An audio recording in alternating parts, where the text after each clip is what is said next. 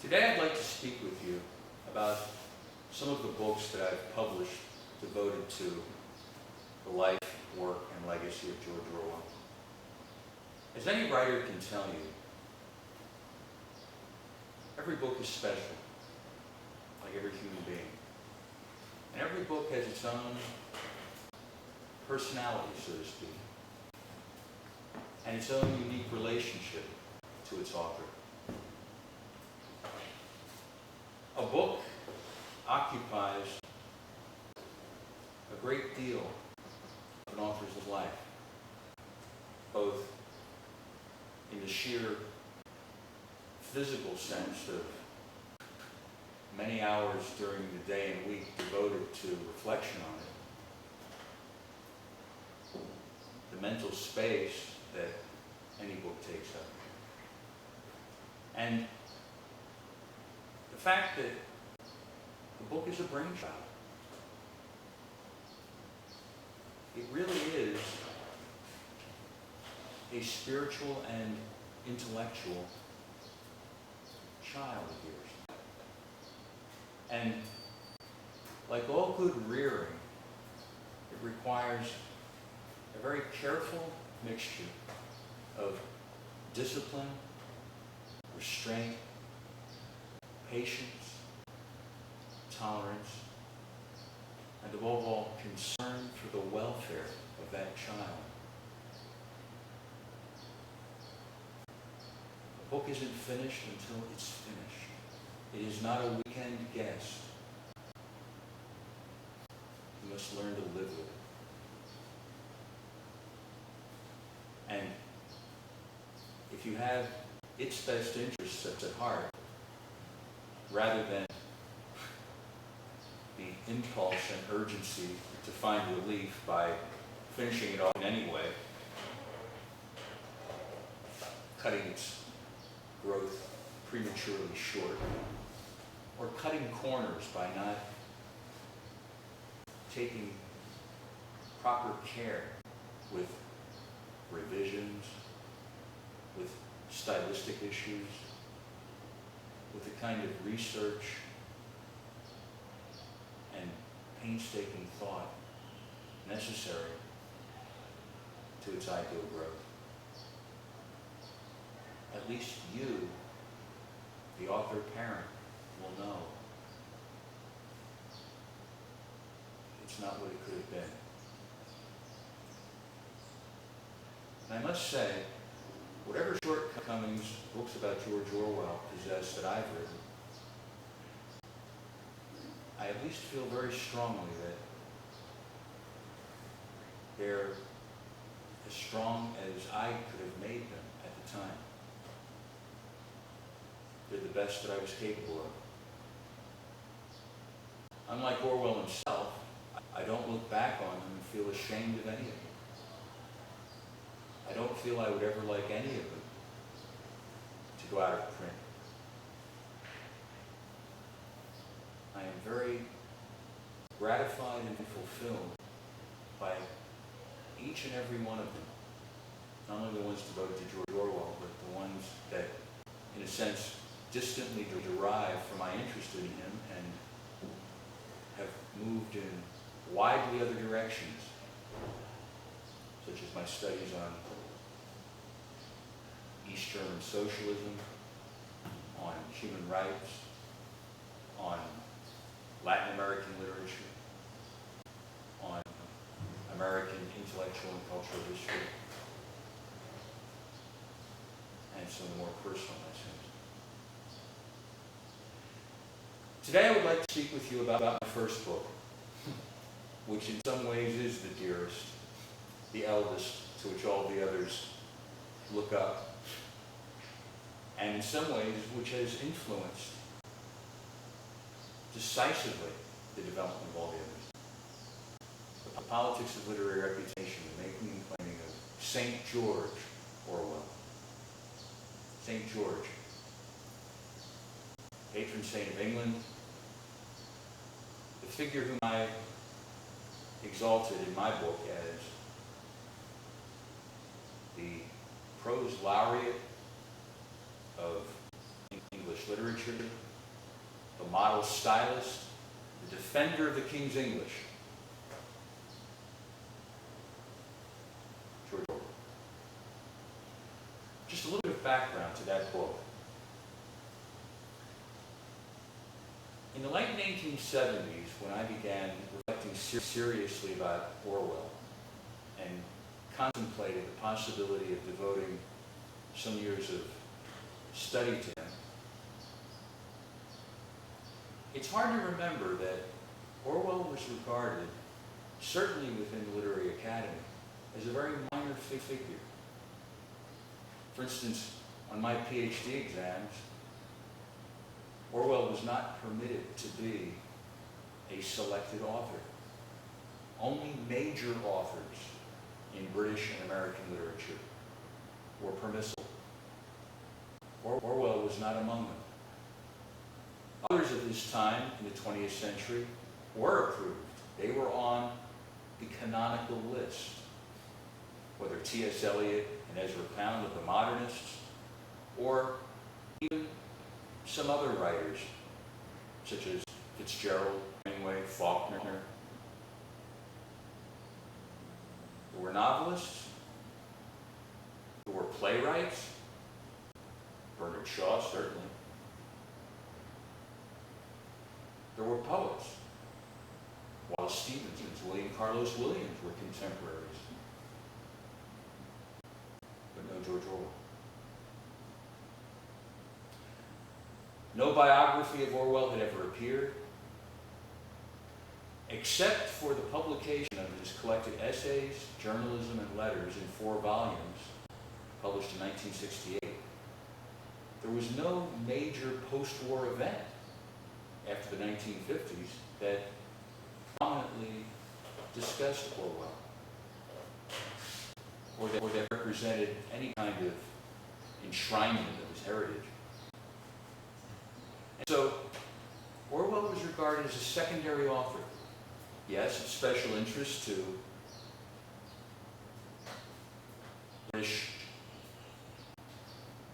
intellectuals, some American liberal radical intellectuals, such as around Partisan Review, the so-called New York intellectuals, and literary academics interested in the 1930s, or in different genres, such as the fable in the case of Animal Farm, or the anti-utopia in the case of 1984.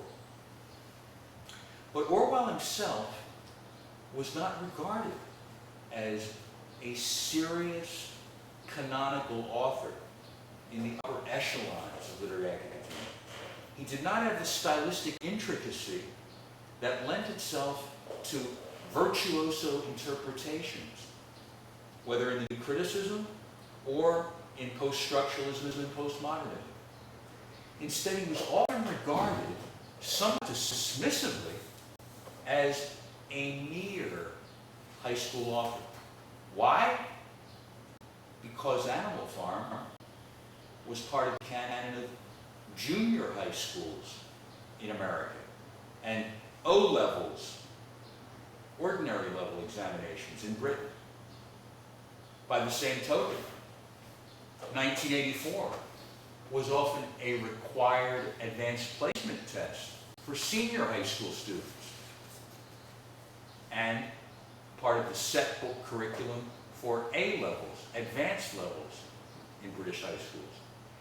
Orwell, a simple high school author, everything plain on the surface, a realistic novelist, not much more.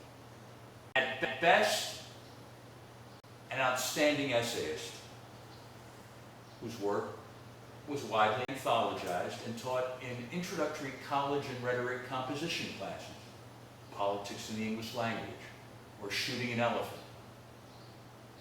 But as part of some kind of advanced curriculum for English majors, let alone graduate students, let alone scholars of British literature, no. No. Unlike the great modernists, Eliot, Pound, Virginia Woolf, and others, Orwell lacked the depth, as I said, the stylistic nuance of the great modernist poetic and prose classics. This was the context in which I approached Orwell even before the so-called countdown to 1984 began in the early 1980s.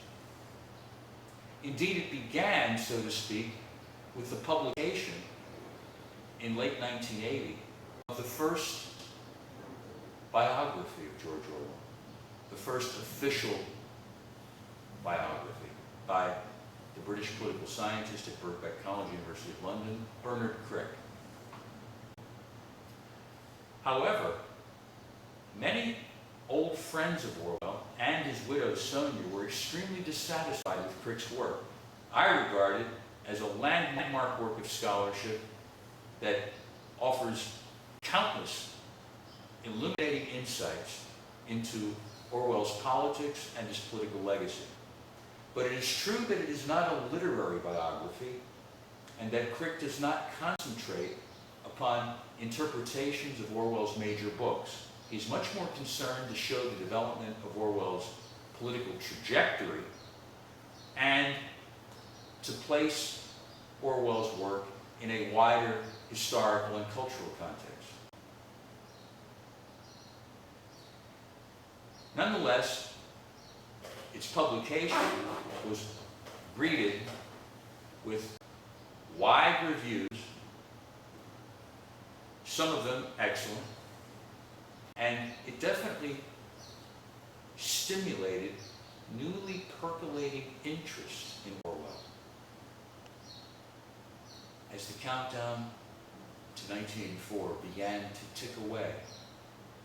And so by 1982, headlines began to appear in major newspapers, magazines, in some journals, literary and intellectual quarterlies, that looked to 1984 on the horizon. By mid to late 1983, these wavelets had consolidated themselves into a tsunami of interest. The countdown to 1984 was well underway, and the book suddenly, in the closing weeks of 1983, achieved the unprecedented. It rose to the top of the New York Times and the London Times bestseller lists and stayed there until close to the date on which Winston Smith begins his notorious diary and writes down his big brother, April 4, 1984. For a period of close to about 5 months, 1984 tops the bestseller lists in Britain and America, and briefly even in Germany in translation, something that had happened to no previously published book ever before, let alone a book 35 years old. This extraordinary, unprecedented development represented the high watermark of Orwell's reputation in the post-war era. And so it was the second major blip, so to speak. The early 1950s, when he first became enshrined as a canonical author in Anglo-American high school curricula, and even in American freshman composition classes in college, and now in the mid-1980s. Although it fell back from this high water mark, Orwell was now looked upon in a different way. And that fact alerted me, reminded me of my initial attraction to Orwell. It is not just to the writer and his work, but a fascination with how many other intellectuals and serious thinkers, most of them non-academics, who had found Orwell to be an enduring presence in their lives. Literary intellectuals such as, on the American scene, Lionel Trilling, Irving Howe, Norman Goodhart. That is, regardless of their place on the contemporary ideological spectrum, from left to right, there was almost universal agreement that Orwell was a significant intellectual and a model for intellectuals today. This fact, plus Orwell's new status in the Literary Academy, gave me the orientation to the book that I wanted to write. That is a book that would not simply devote itself to interpretations of Orwell's work, the text, but look to the phenomenon of his posthumous literary fame, the context. Moving back and forth between these two, that is, Orwell the man and writer, and indeed the icon, and Orwell the literary figure, indeed arguably even a literary celebrity, admired across the political spectrum by intellectuals and others. Orwell, whose last two books had already sold by that point more than 40 million copies in 6 languages, critical reputation, public reputation, and therefore my first book, The Politics of Literary Reputation, the making and claiming of this canonical author, St. George Orwell. How was his reputation made? And who has claimed it and why? Who has stolen Orwell's mantle, shifted his coffin from left to right, robbed his grave as a way of establishing an intellectual genealogy? That is, my intellectual ancestors came over on the Mayflower. Looking to Orwell had been a habit of leading intellectuals for establishing intellectual pedigree. All of these facts intrigued me enormously.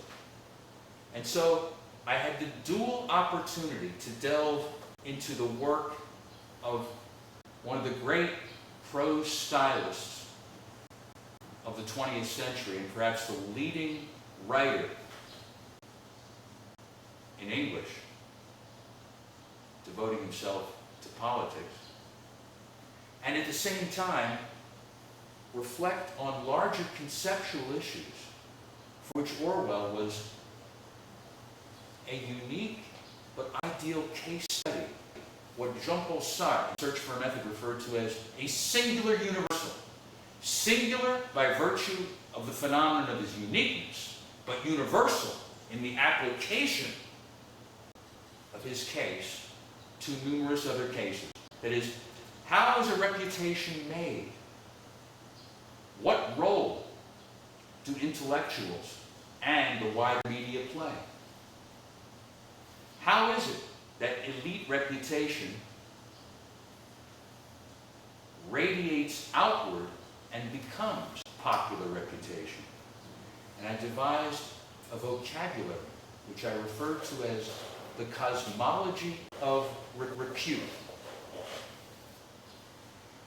in which I talked about star reputations and the way in which stars pulsate with certain degrees of brightness and energy and are visible from a certain angle of vision, a critical location, so that you will perceive a reputation as bright and starry in the firmament of the canonical authors of history from one angle, and from another angle, perhaps not even perceive that star because it lies just over the horizon. As I developed this cosmology or cosmography of repute, sketching the sky, the literary history in which Orwell found himself, I found my own work developing into a general theory of how reputations get made. Not just literary reputations, but also reputations in the business world, or among statesmen, entertainers, and others. That is, Orwell served as an example, as an instance of how reputations generally get formed. The singular universal.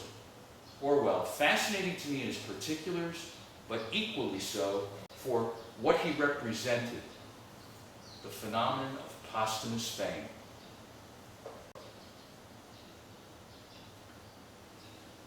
A book always takes a bit longer than you expect. And so though I began this in the early months of the countdown to 1984 with serious studies that took me to the University of College London archive devoted to Orwell, to visit many of his old friends in London and elsewhere in England before they died, to interview New York intellectuals such as Diana Trilling, Lionel Trilling's widow, Irving Howe, Norman Podhoretz, and many others. The book that I had originally envisioned as perhaps ready to go by 1984, the countdown year, actually did not appear until 1989, 5 years later. Because that brainchild will take as long as it will take to come to maturity. And having the patience to stay with it for 7 years was necessary.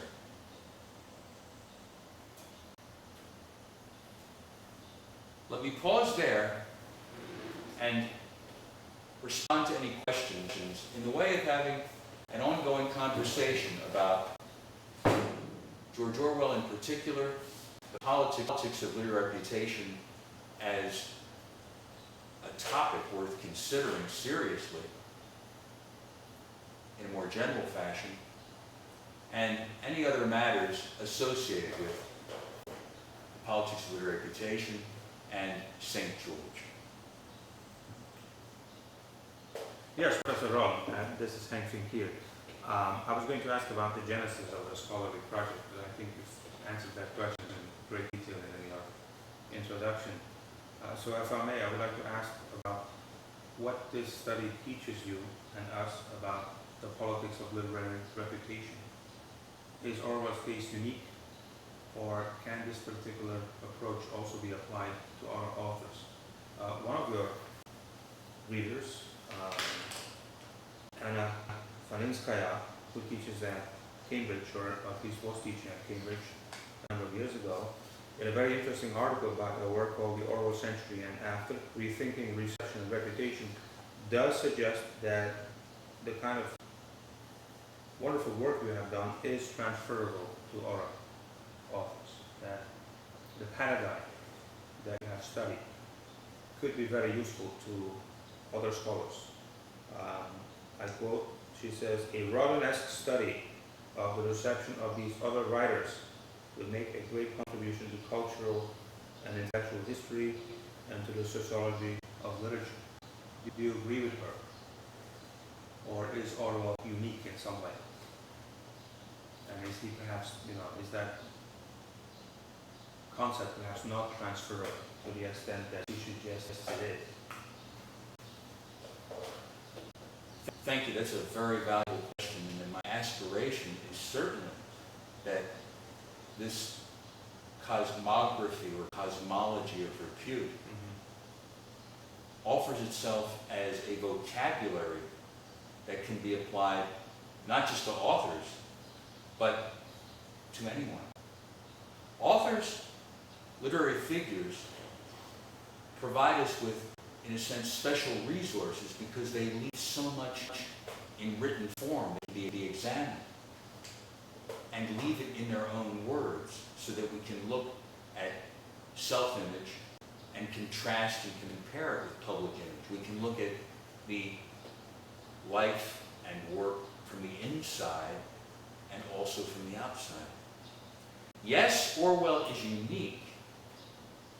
He is unique in the extent and breadth and depth and scope of his reputation as not just a critically acclaimed author by serious intellectuals and today literary academics, but also an author whose work has sold more than 60 million copies, with his last two books among the best-selling books of all time. That too is unique. It is the range and the quality of Orwell's reputation that is so distinctive. But Orwell as an example of what we can do to discover the development of reputation is an excellent, excellent case history.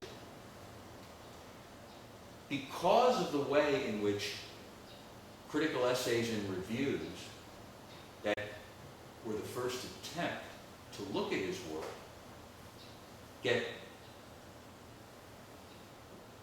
recorded in physical form, book reviews, essays, published books, that is the critical work, we can see how it is, as I've said, the star reputation radiates. It sends its beams into the wider spheres of popular or public reputation. And so I was able to trace in the politics of literary reputation, in many instances, how watchwords, as I call them, keywords such as rebel, common man, prophet, saint,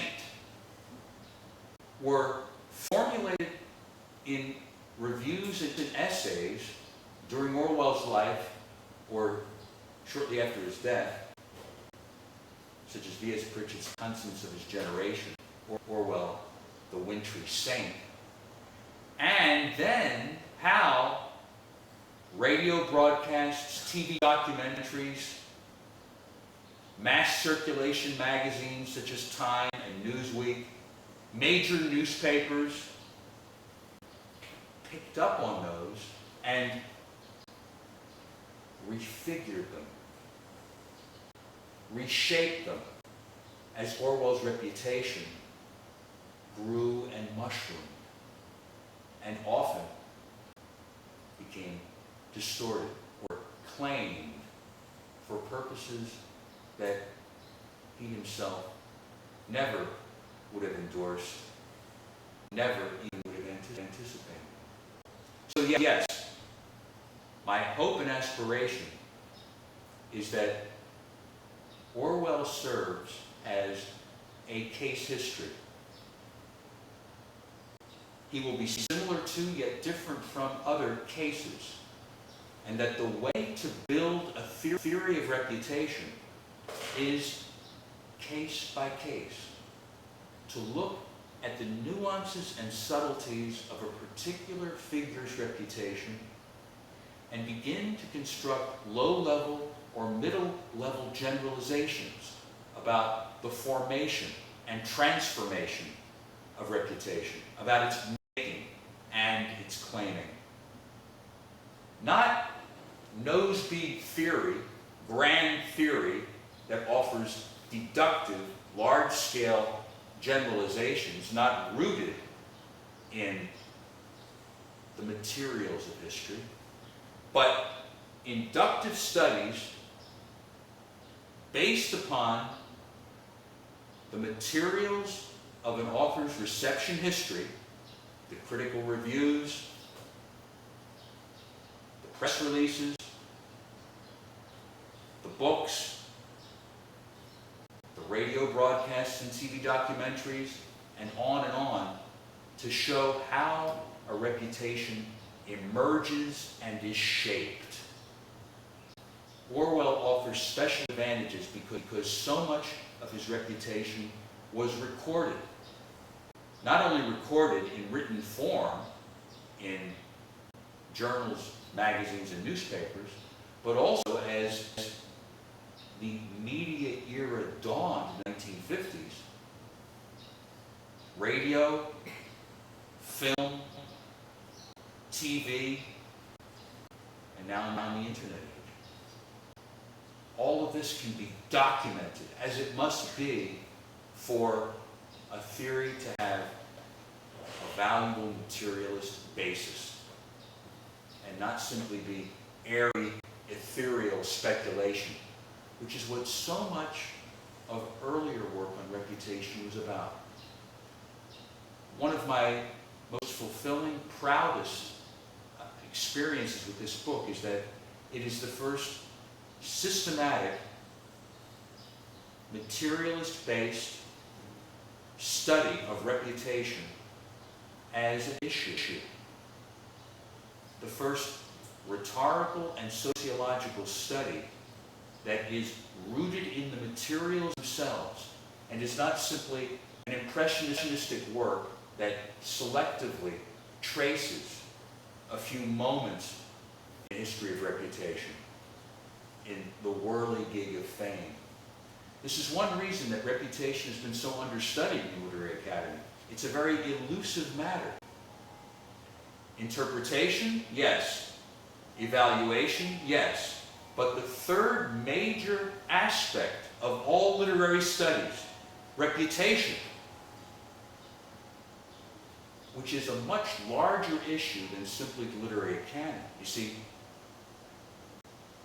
studies in canon formation are only one small aspect of reputation, because we have reputations not just of books and authors in the literary canon, but we have reputations of languages, nations, movements,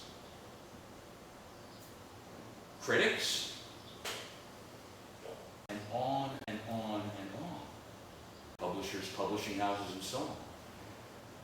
All of these different reputational areas possess vectors and levels that need to be evaluated carefully if one is to understand how a reputation gets launched.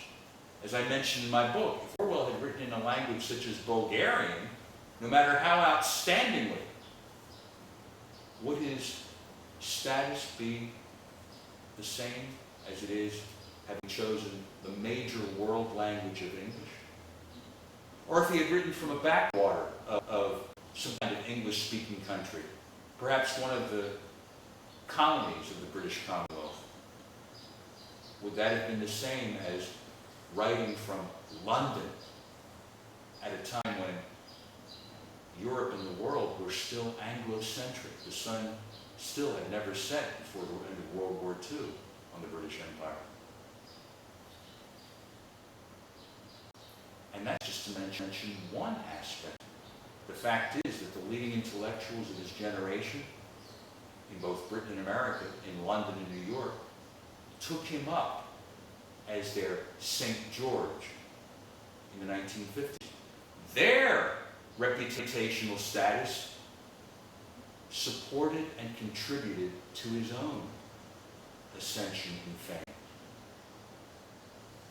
etc., etc. You see, looking at the ways in which all of these different sources of reputation that are behind the canonical author, whose books reach the status of being part of the literary pantheon, is crucial to an in-depth study of reputation.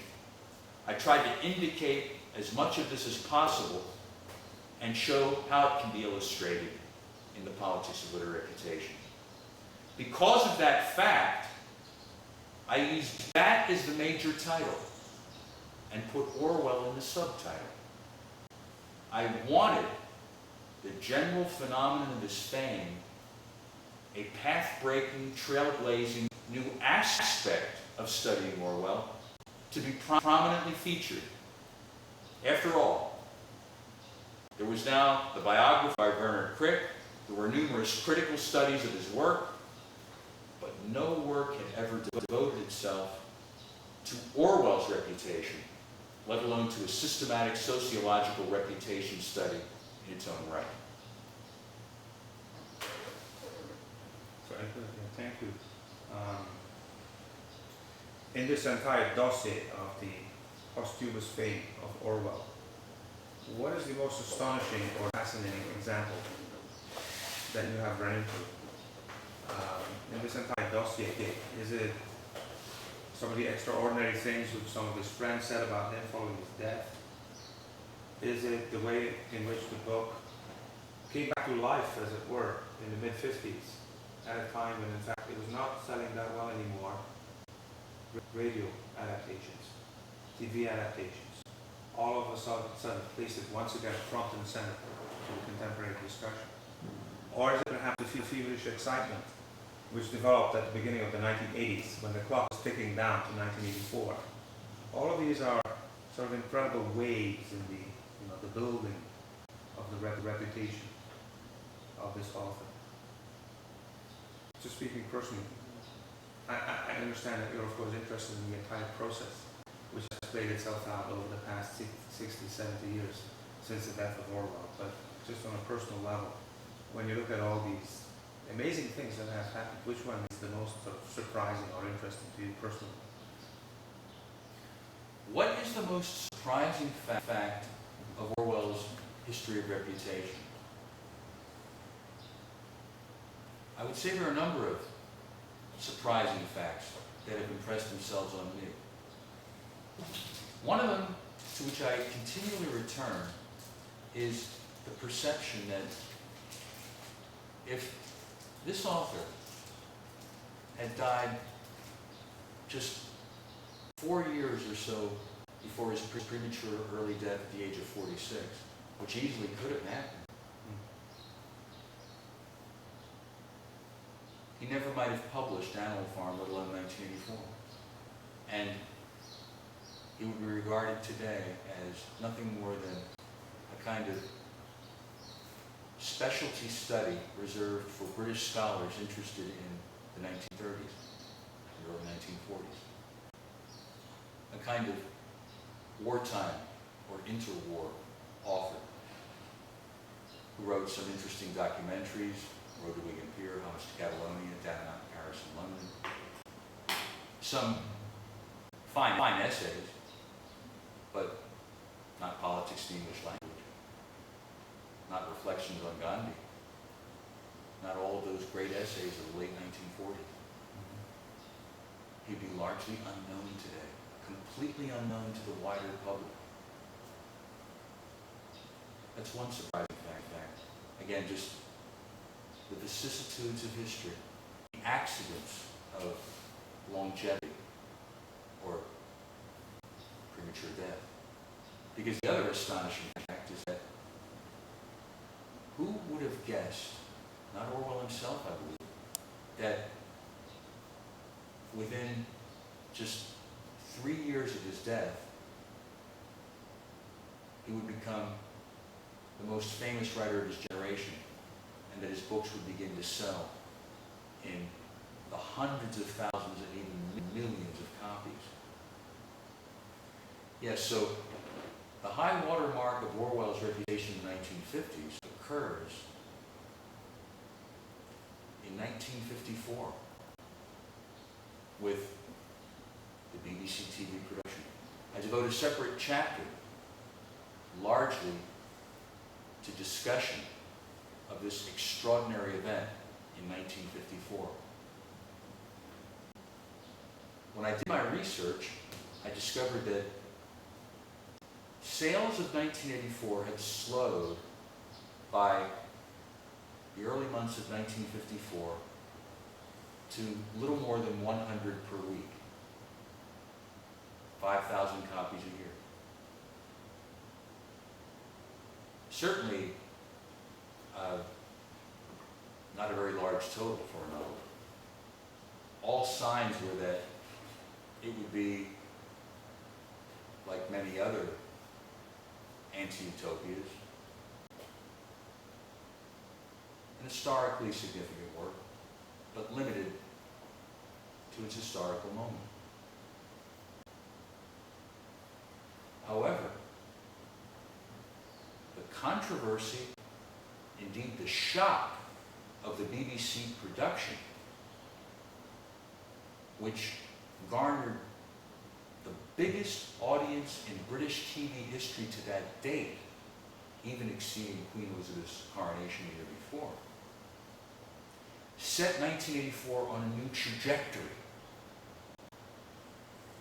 Notice this did not happen with the 1953 NBC TV production in the USA. It was regarded as an interesting, faithful adaptation and disappeared. Orwell's books sold a few hundred copies more during that month, but there was no permanent effect.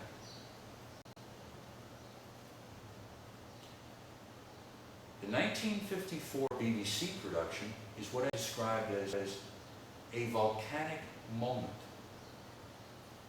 in Orwell's reception history, permanently altering the shape, the direction of his reputation. That was surprising, that TV adaptation, not the NBC production, not the adaptation of Animal Farm that same year, nor the adaptation by Columbia Pictures in 1956 of 1984. No, only the BBC TV production of 1984 generated controversy and was responsible for the explosive, volcanic eruption of Orwell's reputation in the 1950s. However, his reputation declined thereafter, and even a reaction began to set in, certainly in Britain, by the 1960s. Many intellectuals felt they had overvalued Orwell, and so he began to be the object of more severe criticism. Because some intellectuals in the 50s had raved even about The Clergyman's Daughter and Keep the Aspidistra Flying, two early realistic novels of the mid-1930s about which Orwell was not proud in later years. This reaction was very strong in British circles. I once heard him compared to Socrates. One British intellectual began a review of one of Orwell's novels. And he had tired of having Orwell compared to Aristides, the just.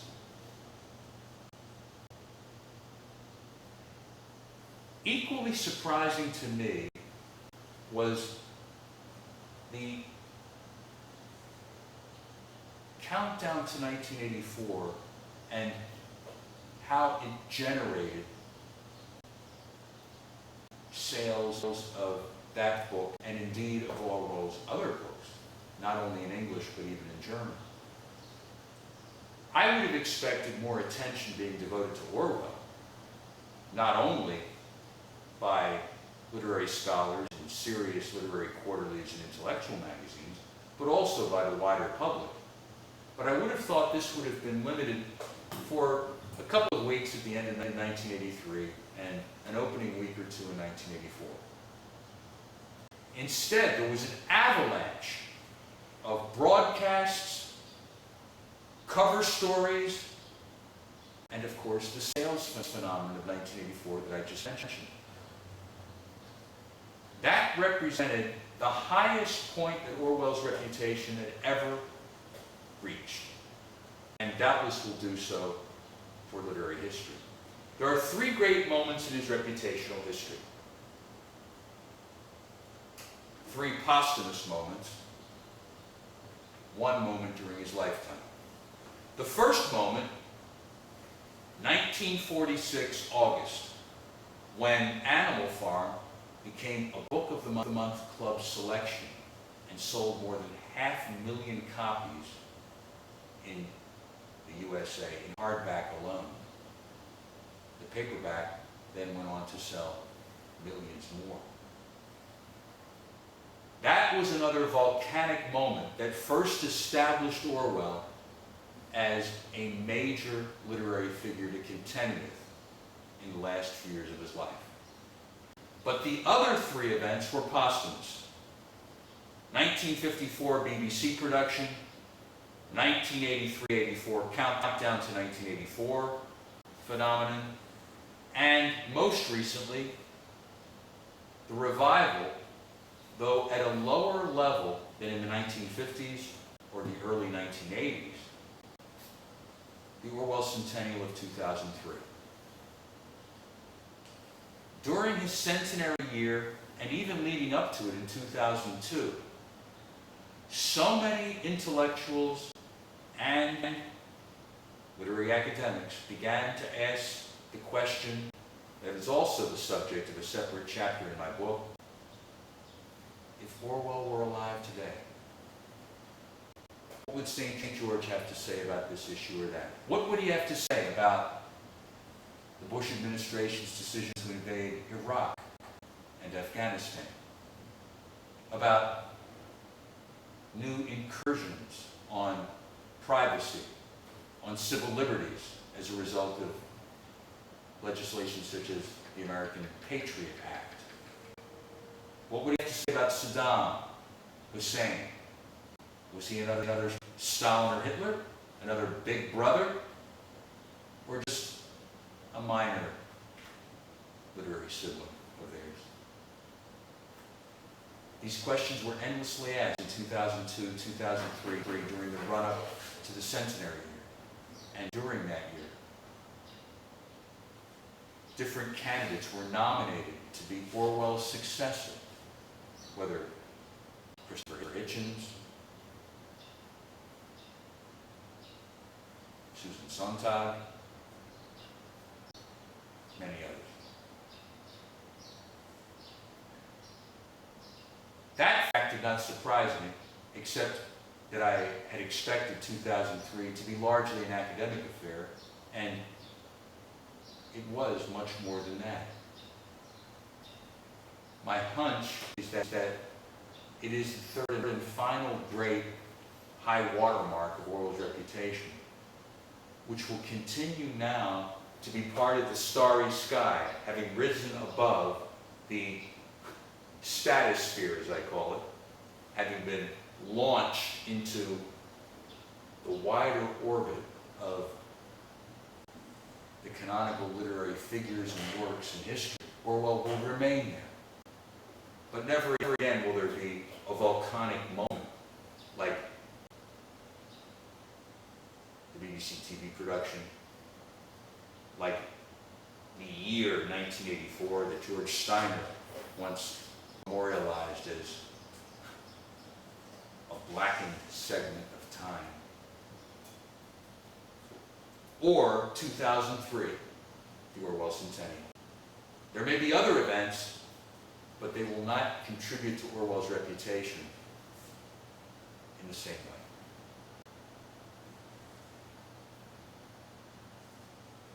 Thank you, Professor Rodden.